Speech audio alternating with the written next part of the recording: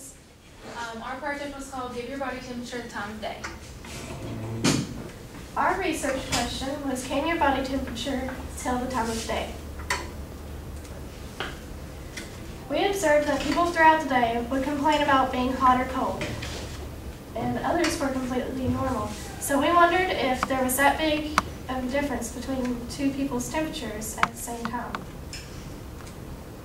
The goals for our project were to find the average temperature for every hour of the day and to make a trigonometric equation and sign graph that predicts a person's temperature based on the time of day. We've hypothesized that as the day progresses, your temperature would increase to a peak, and as activity ceased, it would begin to decrease. Our dependent variable were the body temperature measurements, and our independent variable were the times that we measured the body temperature. Do you think our hypothesis is correct? Why or why not? Do you think our temperature will start low and go higher and then go back down as the day goes on? Or do you think it will start high?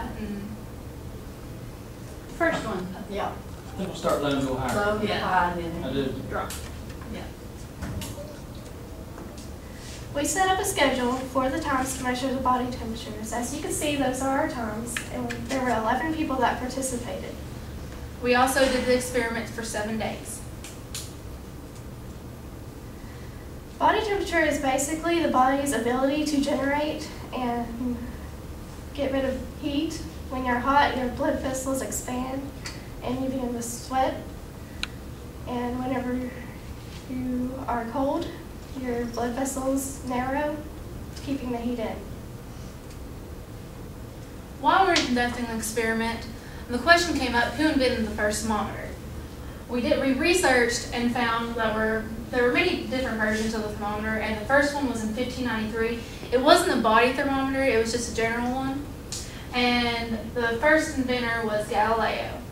And it wasn't accurate at all. It wasn't based on any type of scale. And then we have the Fahrenheit scale and the Celsius scale that we still use today. Most people think that the normal body temperature is 98.6 degrees Fahrenheit, but someone's temperature may actually be a degree above or below that. And the temperature is very sensitive to hormone levels, and it may be higher or lower when a woman is ovulating or on her period. Also, temperature can be taken in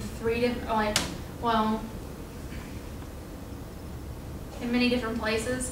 It can be the armpit, it can be taken orally or rectally. Usually in small children, they take it rectally.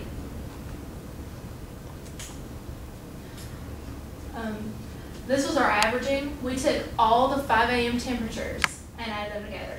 All the 5 a.m. temperatures came up to 7,456.5 degrees Fahrenheit. Then since each of the 11 people took their temperatures every day for a whole week, we multiplied 11 and 7. That equals 77, so we divided that by 7,456.5 degrees Fahrenheit. That gives us our average 5 a.m. temperature of 96.8 degrees Fahrenheit. We repeated those steps for all of our temperature, all of our times. These are our average temperatures for all the times: 5 a.m., 8 a.m., 11 a.m., 2 p.m., 5 p.m., and 8 p.m. A question: after you eat, would your temperature be higher or lower? it would depend upon what you were eating. Higher.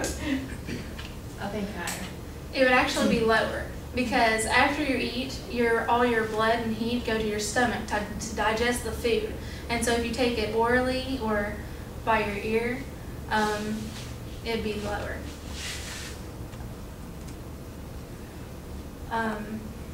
We extrapolated the graph to show 3 days. As you can see, the graph peaks at 2 p.m. This is 5 a.m., 8 a.m., 11 a.m., and this is 2 p.m. And that gives us our highest temperature of 97.6 degrees Fahrenheit. We concluded that our original hypothesis was correct. A person's temperature will start low, and throughout the day, it will rise and peak at 97.6 degrees Fahrenheit, and then it will go back down. Why would a person's temperature peak at 2 p.m.? Because it's the hottest time of day and it's when you're usually the most busy. Yeah.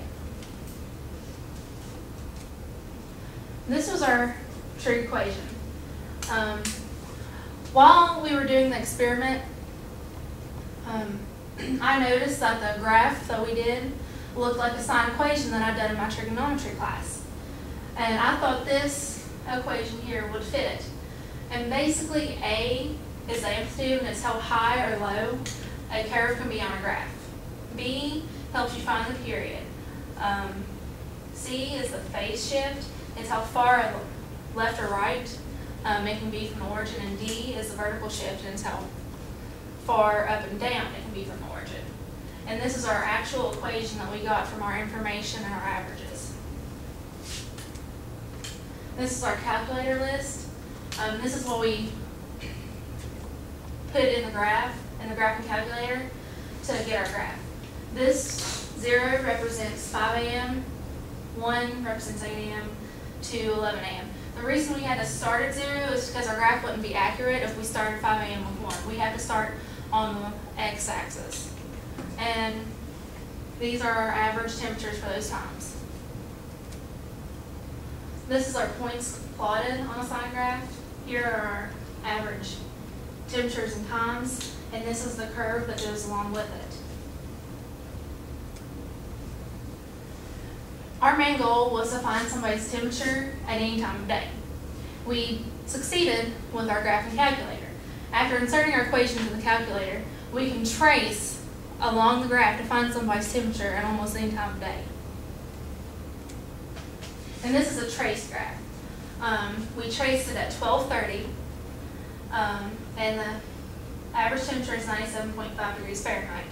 The reason it's 2.5 is because 11 a.m. was our second reading and 2 p.m. was our third reading. So exactly in the middle would be 2.5. Our references were our science teacher, trigonometry book, about.com, and google.com. And this is our doc too. Any questions?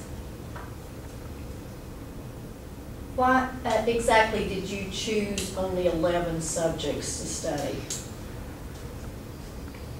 Some people, we couldn't really find people that would commit to getting up at 5 a.m. And I do have to admit that is a lot to ask of some people to wake up that early. And also, it's hard to remember to take your temperature 6 times a day for 7 days. How many men and how many women did you have? There were more women than men, but we had 3 or 4 men, and the ages also varied. We had people that were, I think the youngest we had was 15, and it went all the way to 60, and so we had a pretty good selection of ages. Any other questions? If you had anything to do over, what would you redo or do better? I would try to find more people, that more teachers and just more people.